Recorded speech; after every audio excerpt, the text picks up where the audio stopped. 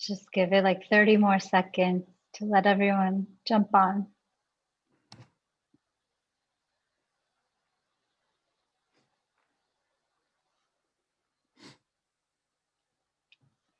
Okay, hello everyone.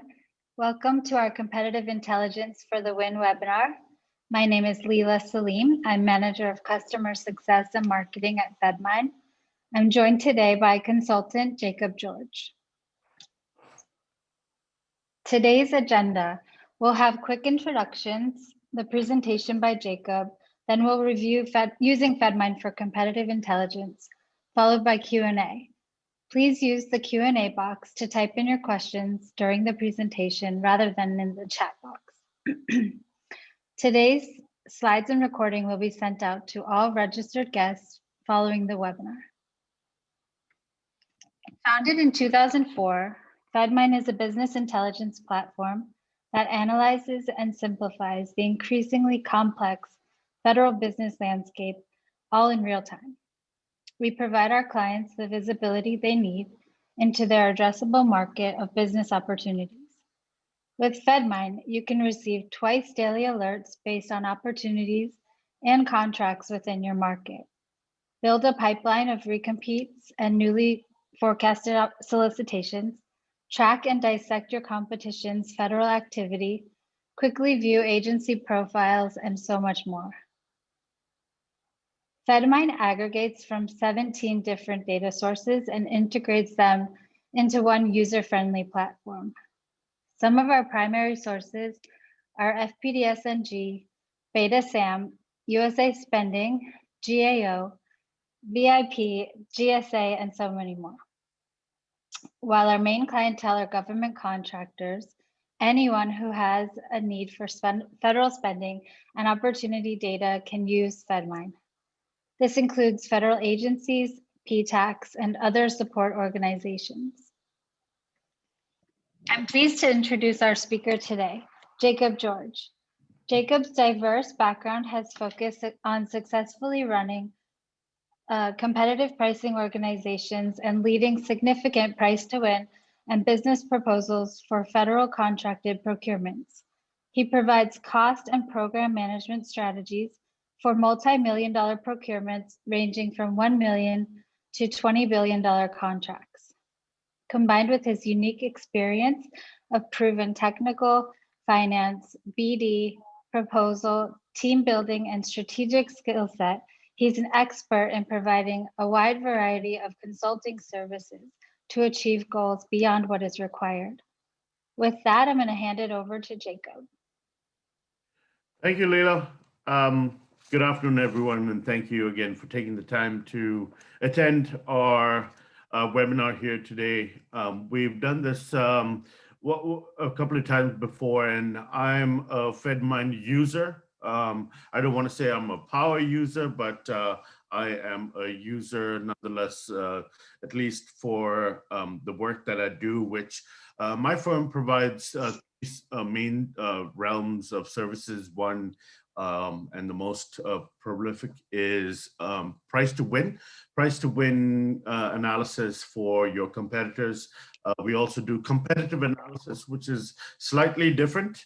And then we also do cost and price strategy for federal and state and local federal opportunities. And so we use FedMine both on PTW level, which is the price to win level, looking at competitors in detail, which I will show you how I do that using a few slides. But FedMine is much more than just looking at companies and their structure, their awards. FedMine, uniquely compiles data from FBDS and most of the other sources that Leela just mentioned, and compiles them into a user interface that is extremely helpful from all departments within an organization, from BD, capture, pricing, competitive analysis, so on and so forth. So finance and many others. So this presentation, what we thought, we did a price to win and how I use FedMine in a price to win engagement. We did that, I think, last year. This year, we targeted more on new market entries. So companies looking to get into new agencies, and we've chosen US Space Command as our example today. Because I've been doing a little bit of work on getting into that organization, and so my work extends outside of FedMine as well. So my clients have come and asked, okay, what is it like to work in Space Command or at Space Command, which includes looking at what does it take to live in Colorado Springs, which is currently where Space Command is located, outside of within Peterson Air Force Base, and also within Buckley Air Force Base. So those are two Air Force bases in Colorado Springs, with a relative distance between each other. There is a discussion, on Space Command moving to Huntsville, Alabama. That is to be seen, but the rumors are out there. So anyone that does work with Amcom Express, or any other MDA work in Redstone Arsenal, work in Huntsville, should look at Space Command and look at the different work that they do. So in addition to, so when you're a company, you have a specific set of skills, that you want to target and go after. So a company like FedMine, the resources that FedMine provides is crucial to being able to, rather than throw a general net, you're using FedMine to kind of target your opportunities. So from that realm, and also from a competitive analysis standpoint, how is it going to help you in using a database such as FedMine to kind of get the data that you need. So we'll spend some time going through a theory of what competitive analysis is. You may do that currently, you may not.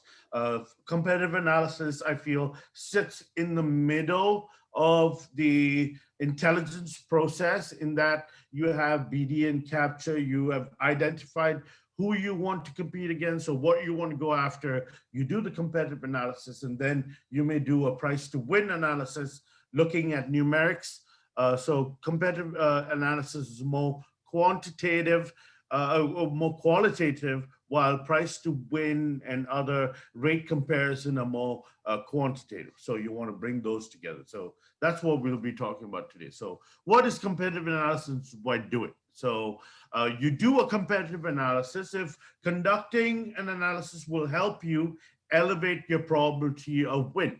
So rather than going and fighting blankly in a dark room, you are now targeted with not only the agency that you want to go after, but certain competitors that you want to compete against.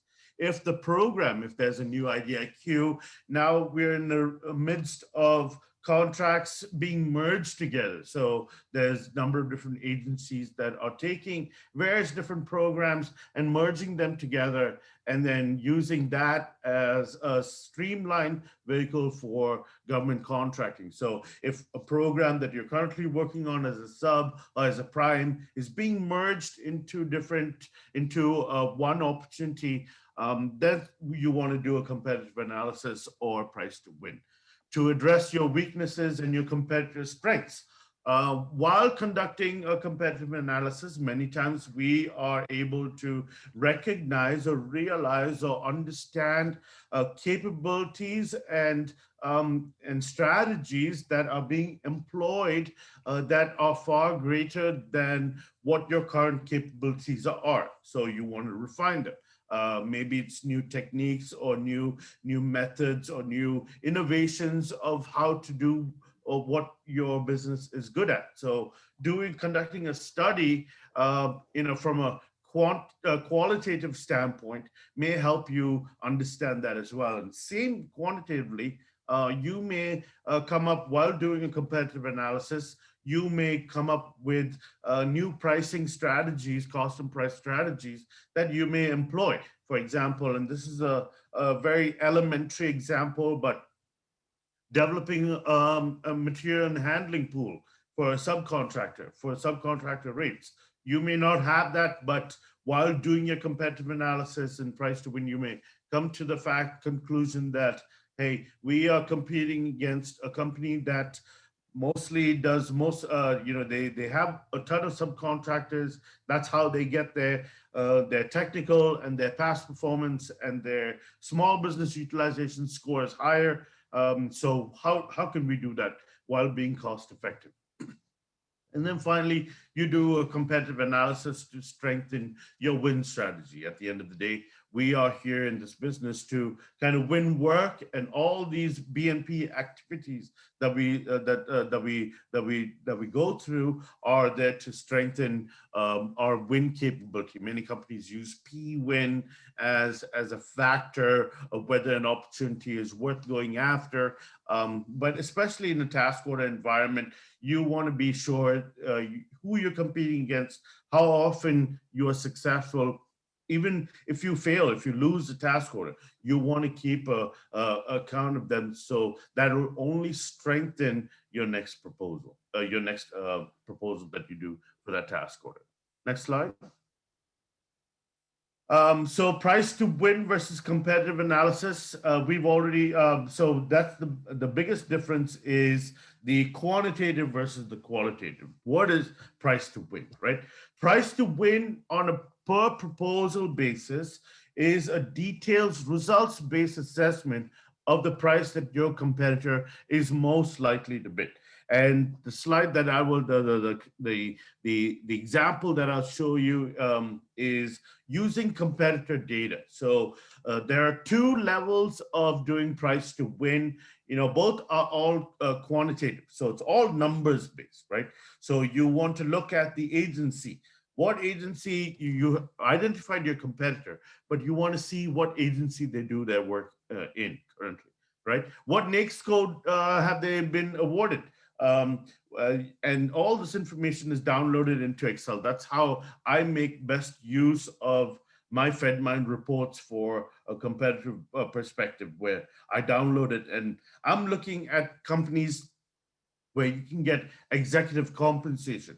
You can get award by agencies. You can get how many subcontractors, subcontract awards they have by agency and by prime.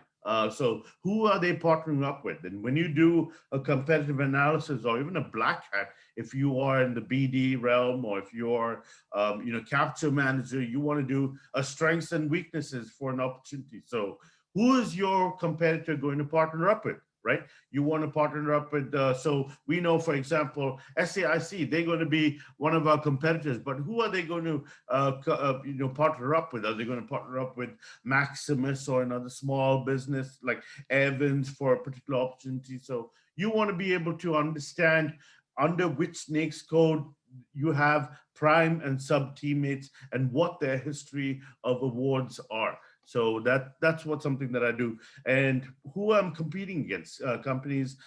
Sometimes I may compete against a company who is not sophisticated. Companies that do most all firm fixed price T&M contracts. Do they really have that sophisticated pricing shop that will, do a full-blown PTW gamed system? Those are things that I look for in my reports against when I do a PTW. So your PTW should be derived from your knowledge and research. Your actual proposed price should be based on capability and your cost of approach. So we always price to win, as I said, it's your competitor's price. And we do that using the data that we get from FedMind, many of the agency profiles, the funding budgets, I even go down to the contracting office, the funding office, the contracting officer, look at what contracts that they've awarded before in the past, what they have allocated, forecasted for the future, if those reports are available, see what their trends are for awarding best value contracts. Are they more, what's the price difference between the awarding the agency's budget to the award? So many times agencies will put out their IGCEs, and so against what the final award. So we look at all that, and we bring it together from a quantitative perspective. And most importantly, when doing a price to win, we look at section M, right? That tells us how important price is when combined, when in relative to all the other non-price factors. So we are in this pendulum phase, from an evaluation, from a procurement phase. We're in a pendulum. So if you remember 5, 6 years ago, we were in that LPTA phase, right? Lowest price technically acceptable. We saw Encore 3. We saw a number of different procurements come out that were fully based on price. So you meet the technical pass, accept, non-accept, and then it comes down to price. Now we've seen the pendulum swing to a best value trade-off.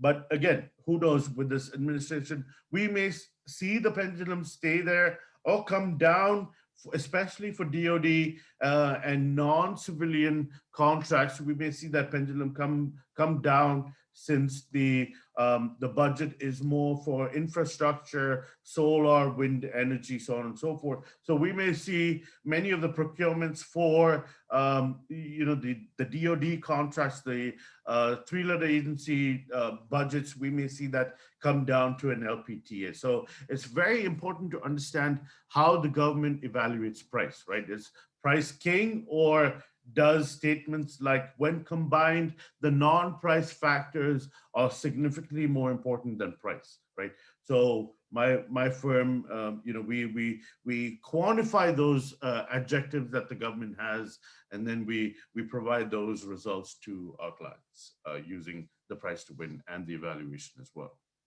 Next slide. So how to conduct a competitive analysis, and this is more theory for everyone.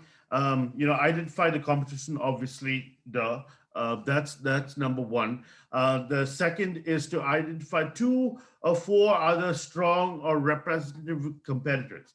I was recently in procurement strategy where we knew who the main competitors were. We knew that who their partners were going to be. But the one thing we didn't consider, who came out after the RFP came out. Then we started hearing rumblings of a competitor, a dark horse, came out of nowhere, because it was a JV. It was a joint venture of 2 different companies that had teamed up to kind of compete against my client and also everybody else in that realm. And they were a very, very significant competitor. So even though you may look at competitors as individuals, you should always not discount the fact that companies will join forces together and join, if allowed within the RFP, obviously, and and compete and be one of your major competitors. So identify 2 or 4 likely other competitors based on the agency's past performance. You should look at their reputation with the client, CPAR scores if they're available, their bid and capture experience, your BD and your capture managers who walk the beat, walk the street, every week, attending conferences, webinars, Zoom conferences. You start to see familiar faces, and so those need to be noted and included as part of your competitors. Include incumbents if one exists. You can never doubt the incumbent, especially these days where incumbents are trying their best to kind of hold their own, hold the work that they currently have. So especially when you see in the draft RFP, many times incumbents may have if they're doing a good job, they have the ability to influence an RFP for recompete. So they may influence. So when you see an RFP that has very limited non-price factors, so it may be management and then past performance. Who do you think has got the best past performance if you're doing a great job, right? It's the incumbent. So that tells me that the incumbent has a lot of influence in how the RFP came out. So the government loves the incumbent. They want to keep it that way. So any RFI that comes out, that's your opportunity to kind of say, hey, we've done this work elsewhere, similar agency, same scope, even better. We've received much better scores. So that's your time to kind of do that groundwork for your clients as well. Dark horses, like I mentioned, JVs are dark horses, or agencies. I worked with a client once who had never had any experience doing government contracting work, but a contract was available in the VA, and this company had all the qualifications. They had the product, they had the software, they had the resources available to transition from a legacy system to a government-enabled environment. And so they were a dark horse. I mean, they were not a government contractor. You wouldn't have thought of them to be a government contractor, but they had a resource that told them about the opportunity, and they went after it. So you can never discount anything. So that's where BD and capture managers, where your who has the heartbeat of the environment that you're working in. They're the ones who should be able to tell you. And then consider a self-assessment. Do we, apart from the pricing perspective, do we have, let's do a SWOT analysis. Let's consider what not only their weaknesses, but consider our weaknesses. Are we even a legitimate contender in this environment? So those are some things to consider. Next slide. So how to conduct and so determine what criteria you want to collect. There's a myriad of information available to all of us, right? And so data can be overwhelming, and determine your source of data. I mean, we have paid subscriptions, we have free subscriptions, we have free trial subscription, free trial programs. I myself have an email that comes at 6 in the morning and at 6 in the evening. Overkill, but I'd like to understand what's going on in the government contracting environment. And it's nothing. It may not be meaningful, but there is resourceful information in the data that you collect. So these emails that I get, many times it's, oh, we've hired John Richardson as our CEO at General Dynamics Health Division. I don't care. Congratulations, John, but I really don't care. But I do care if GDIT Health Division just bought a $400 million company that specializes in COVID contact tracing. I do care about that. So those are some things that you would find in these resources. And I'm here for FedMind today. And so, the data, even I was at a workshop yesterday, and I didn't need to, but I had to I was doing a price to win and competitive analysis workshop in Huntsville. And, I had to bring up the sources that I use for my analysis, and FedMind took the spotlight from everyone in the room. And so, you have to determine on how you're going to use it. The data, yes, can be overwhelming, the amount of data. So I have a structured list of items that I look for, that I go for, reports that I want to use. If, looking at SpaceCom, for example, I was new to the other kind of the functionality of FedMind, if you will, because I've always used it from a price to win perspective. So I was kind of weary about, some of the other aspects. So the agency profiles. So I'd sent FedMind an email, and Leela and I worked together, running different reports. How can I best serve my client who's trying to get into SpaceCom? They don't know much about the agency. They want to know who's doing the work there, what kind of NAICS codes are they doing, how is it to live in Colorado Springs, Colorado. Obviously, FedMind may not be able to help you with that, but we did that research outside of FedMind. What's the cost of living like there? So even at Buckley, what kind of contracts are there? How much funding do they have?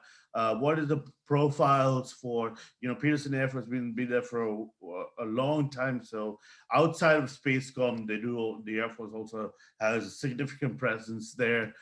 So those are the things that we were looking at. Those are reports that Leela ran for me, and so she'll go through that in just a few minutes. So and then start collecting data against your SWOT model and highlight discriminators and examples of past success. So not only for you but for your competitors. You always want to, at the competitor stage, while doing that competitive analysis, and we do a lengthy process. It takes us about 40 to 60 hours to do a competitive analysis, which works in tandem with our price to win. Because remember, we do the competitive analysis, which and then we do the price to win. So we bring that together in a final debrief within the PTW. And what I mean by that is when the government says, for example, the the non-price factors, which consists of management, technical, past performance, small business, for example, are significantly more important than price, right? So by doing the competitive analysis, we need to know where we'll be, which we will know when we write our own proposal. But what kind of score is the competitor going to get? You can't tell if they're going to get an outstanding, very good, acceptable, marginal, or unacceptable by just knowing their name or looking at their website. You have to study them. You have to understand. You have to do that SWOT model. So by doing that SWOT model and looking at the requirements of the RFP, you can then say, okay, competitor A is going to get an outstanding for technical. They've been doing this for a while. They're going to get an outstanding for past performance. Management, they may get a good. Now, where can we compete against them from a non-price factor? We're going to get an outstanding for technical as well. We may get a very good for our management, past performance, and small business utilization. We'll get a very good and an outstanding. So where does that leave us in terms of what we need to price? So that's where it becomes very important. Next slide.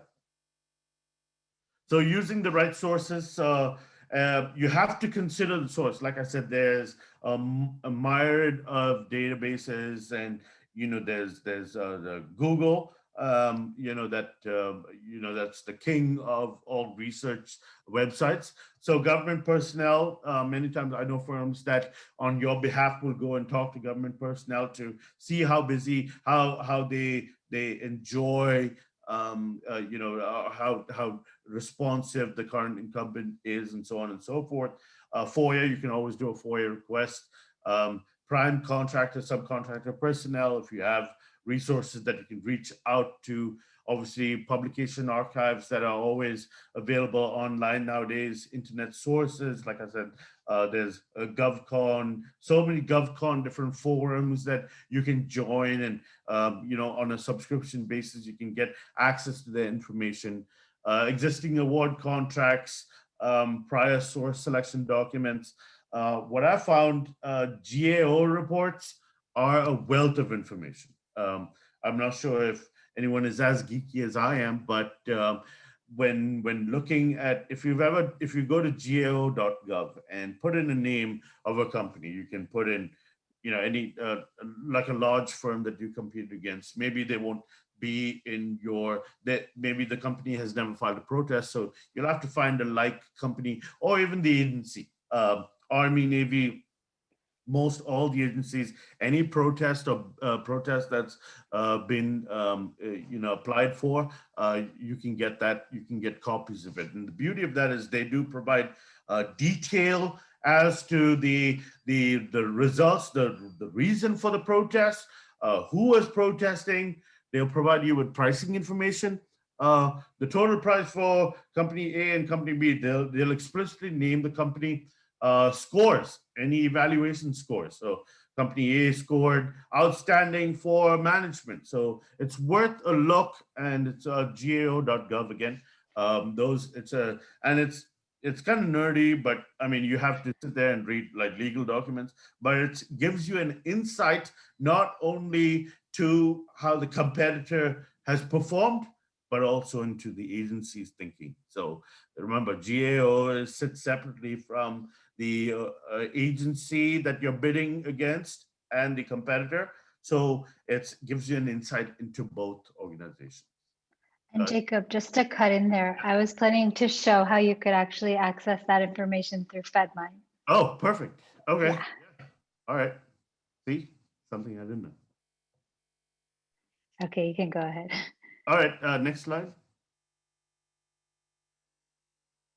Okay, yeah, so there we go. Protest documents. I didn't know that was coming up. I apologize. And then employees of vendors. Many times if you have employees that come from other firms, and the Beltway is so small, you may have resources that may have worked. You talk about a water cooler at home or at church, but those employees usually that you meet at conferences and so on and so forth. Nowadays it's a little more restrictive, but competitive research firms, I mean, here we are because of FedMine. And so a great place to start, like I said, there's from a labor perspective, from a pricing perspective, I use paid subscriptions as well.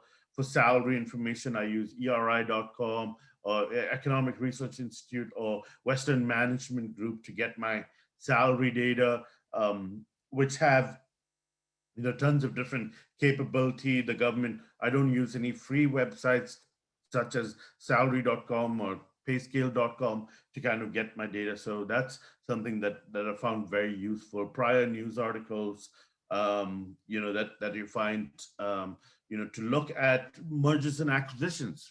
For example, I looked at the reason for a large business integrator in the DC area, why they merged with another large integrator. So it was explicit from reading different articles that the reason the merger occurred, the prevailing theme of the reason why the mergers and acquisitions were done was to get a competitive wrap rate, to get a competitive overhead rate, which I then used in my analysis. So internal win-loss data, especially true for task orders. If you're in a task order environment, if you win or lose, make sure you get that debrief. I have a client that does 236 proposals a year, 236 a year. So that means they do about 20, 30 proposals a month. Most of them are in the task order, 90% of them are in the task order environment. So they know their competitors, but every task order they win or lose, they keep track of it. So the scope of work, the type of contract, firm fixed price, T&M, was an LOE provided? Did we have to come up with our own solution? Who are the competitors? What was the NAICS code? What's the location, place of performance, government side, contractor side? What was the LOE that the government prescribed? What was our total price? What's the awarding price? What was the composite based on the level of effort and the price? So all this information, even though it may seem tedious, will only help you in your competitive landscape. And obviously FPDS, I'm not even going to talk about FPDS because that's what FedMine does. They take the boring and they make it interesting. So that's why I started using them. And so FPDS obviously is the reporting agency that provides all the publicly available information for federal contracting, except for data for three-letter agencies. So same, and so that what's available in FPDS is available in FedMine. So just keep that in mind as well. Next slide. How to assess. So I'll kind of go through this. I think I'm running out of time. So after collecting all the data, obviously do the high level or detailed level SWOT analysis, strengths, weaknesses. We're going to be using them as we score the non-price factors. Determine the competitor's bid strategy. Are they incumbent? Have they lost a lot of work? Are they going to be aggressive in their price? So we build that profile there for each competitor, develop your approach of how to compete against them. ghosting. That's a technique that many companies follow, where you essentially talk bad about a company without talking bad about a company to their face. So that's essentially ghosting. Proposal.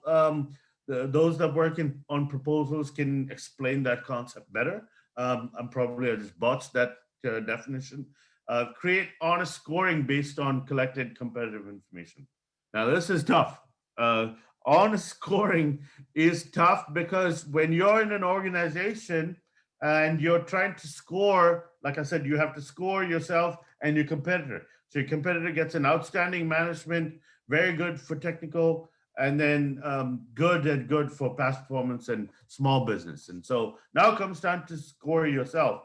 And so we have the kind of, me included, have the kind of the habit of drinking our own Kool-Aid, if you will, and that I wrote the best there is, man. So I'm going to give myself an outstanding, outstanding, very good, and very good, and when in all reality that may be completely opposite. So you have to have an independent source, preferably outside of your organization, that does your scoring for you.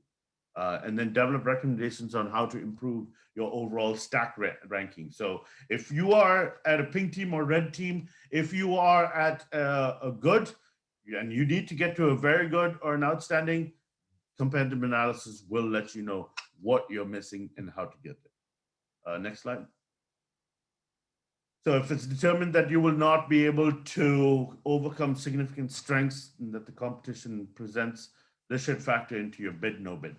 Very true. That's why it is very important to get competitive analysis and price to win done early in a procurement process in your organization.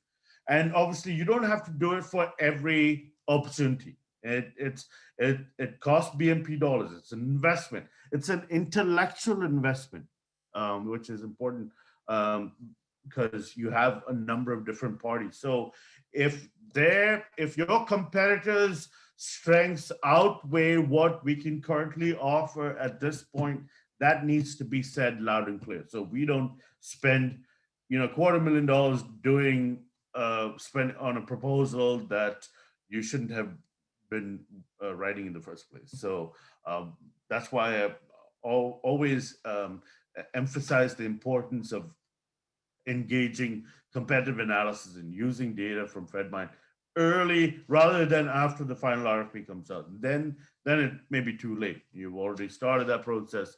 People are already working, writing, pricing. So you want to start that early. Next slide. So how to support your bid based on competition. So prioritize gaps from the overall competition. So if technical gaps assist, look at teaming strategy. And again, this can't be done, after the final RFP. Many times companies will try and let me get a 1099, someone who doesn't even work for us, but they can write a good story. They try and do that. If key personnel are not strong, emphasize recruiting tasks. So this is after the fact of after you've actually won. If management approach is lacking, discriminate, develop creative workarounds. So dedicated recruiters. Those are some things that you can write in your proposal that could kind of clay fill holes that you have in your proposal using the competitive data that you've gathered for you and for your competitors. Next slide. Finally, if your knowledge of the customer environment not sufficient, revisit teaming strategy or consultants. So that's customer. So understanding agency, and Leela will show you kind of the agency, the reports that you can get for an agency to understand what they are and who they are, what kind of spending capability they have or have done in the past, which is very crucial. If pricing compared to other competitors is higher, develop cost plus strategies. Many people think, so this is more of a PTW. So many think that conducting a PTW, that's a one for all. But remember, PTW is your competitor's results-based assessment of what they're most likely to bid, and it's not yours. So developing cost strategies based on that is, often useful to determine your own price. And if there's unidentified strengths of a competitor that matches your capability, develop metrics that turn that into your discriminator. So strengths of competitors. So we may do the same thing, and goes from integrators to call center work or even custodial work. Something you have to find something that discriminates you or helps bolster your appearance. And so ghosting is definitely one way to do that, and using reports and data is always kind of key to achieving that. Next. Okay, did you want to share your screen and Yep. show how you use FedMine? Okay, I'm going to stop Sure. mine.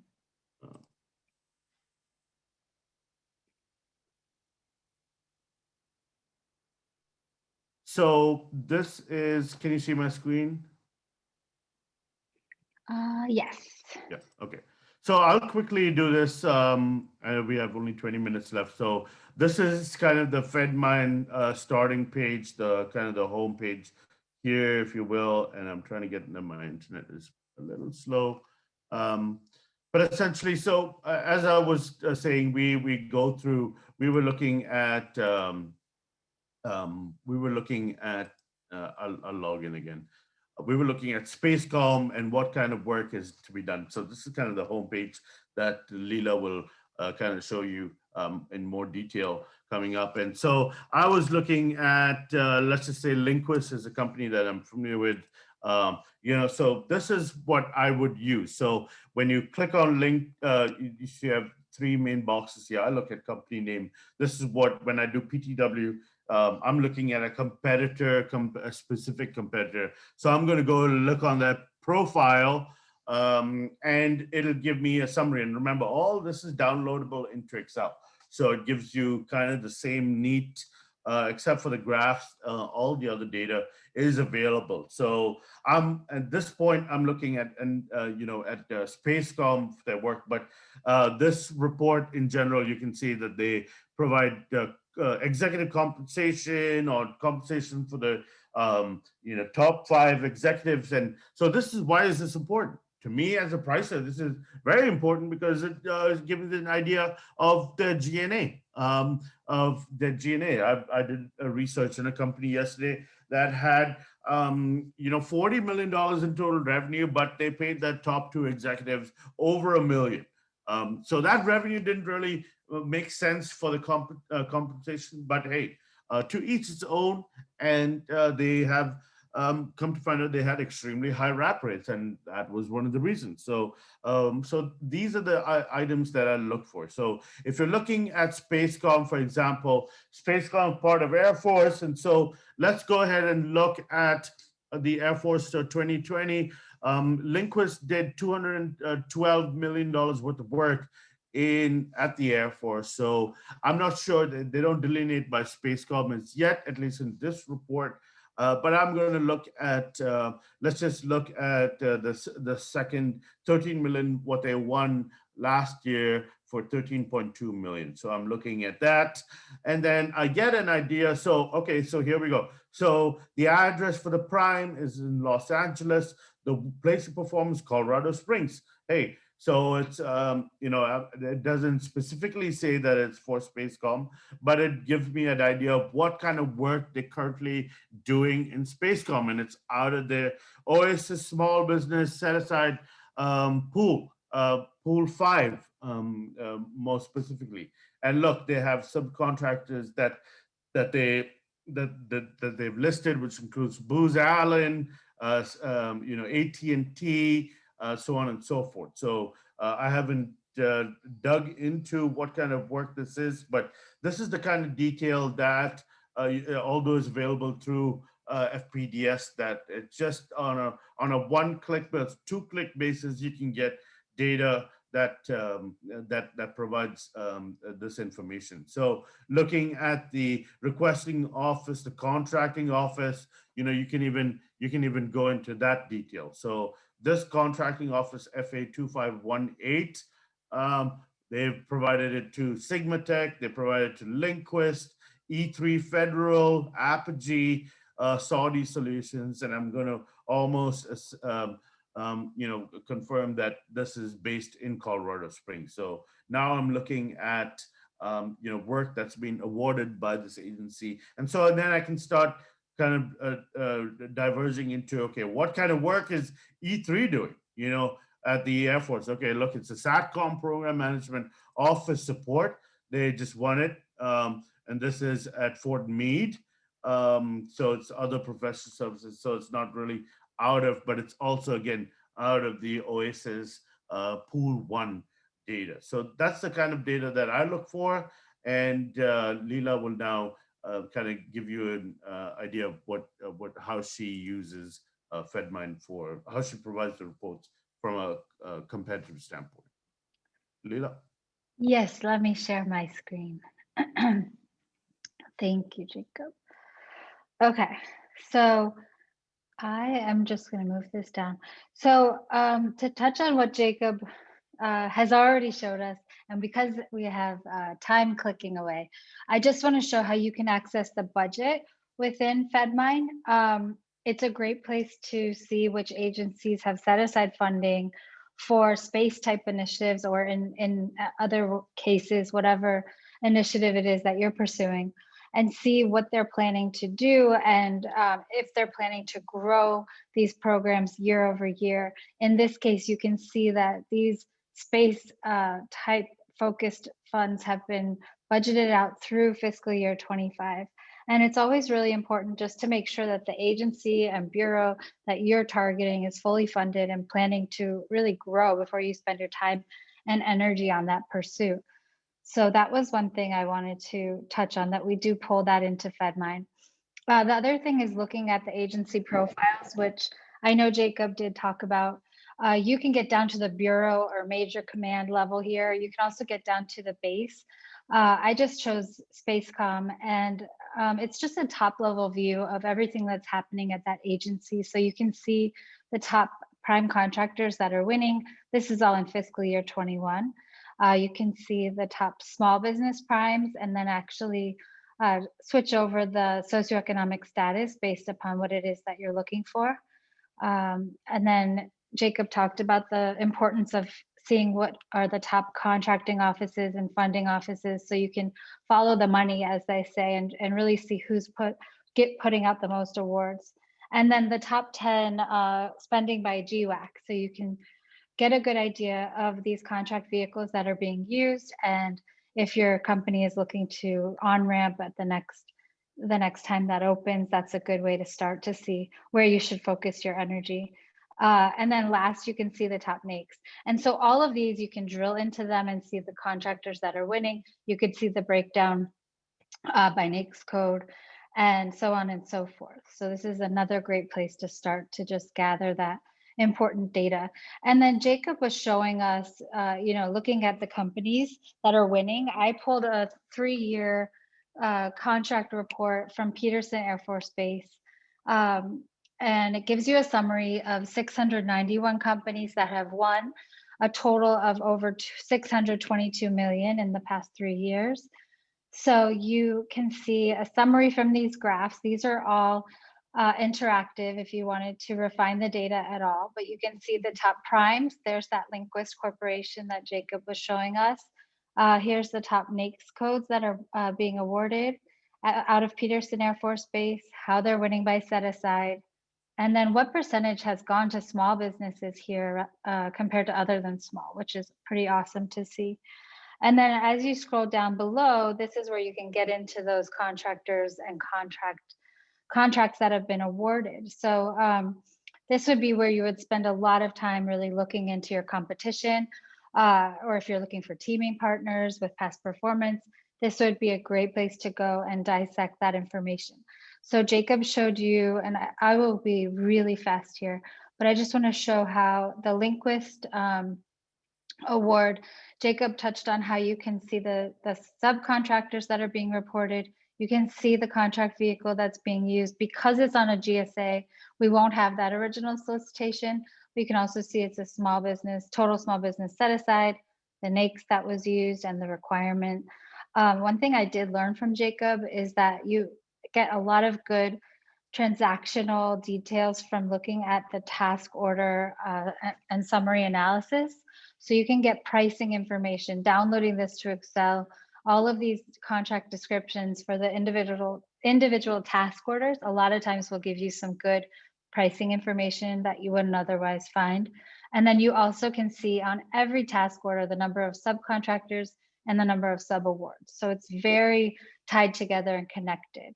And then I just wanted to show one more from Summit Technical Solutions, where you can see in this case, again, they've reported their sub, but you can see that we've linked that original solicitation. So down here, it's at the top, and then again down here. So if I wanted to open that up and then click into the details, it's always great to look at that. I have clients emailing me all the time asking for me to find the incumbent and the original solicitation. And, we try to connect it whenever it's made public. And you can see the history on the right-hand side, the procurement description, as well as any files or statement of work. A lot of times there's really good information located here. So that is all from just looking at who's won and who's winning what. And again, you could go to the company profile, which I think Jacob touched on. And then that last bit about the GAO protest. So we pulled these in as well. And you can search. I did a search on a Air Force Contract Office FA 2517. But yeah, you could search by the protesting company. You could search in many different ways. I just wanted to show what this looks like. So we actually have this in FedMine, as GAO is one of our sources, and I'll make it a little bigger. But you get access to these PDFs, and it's, like Jacob said, sort of like a hidden gem for competitive intelligence. So you get, the whole decision, the background, why they are protesting, what's the whole reasoning here, and then you can see the price that was submitted, who won the award and what their price was, what they were rated on as past performance. So all of this is available to you, and it's sort of like a sneaky way of getting access to some good pricing information. So just wanted to touch on that, and I think that will conclude it for what I wanted to show within FedMine. Now we want to open it up for questions from the audience. I'm gonna bring back give me 1 second, I'm gonna stop share. We can definitely take questions if you want to put them in the Q&A box. If anyone has any questions for Jacob.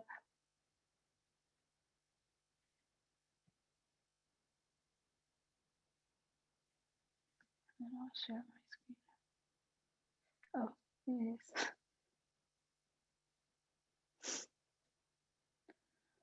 I don't see any questions. So we will again be sending out the recording and the slides to everyone today who registered. Thank you so much. We can hang out. We actually do have a question from someone. She raised her hand to ask the question, I believe. So if you want to ask it verbally, we can certainly take you off mute. Oh, you answered it, Leila. Yeah, we had a few people earlier asking about the presentation and its availability, and we'll send that out later this afternoon. And we did have another question, which I addressed, but it might be helpful for everyone to hear it.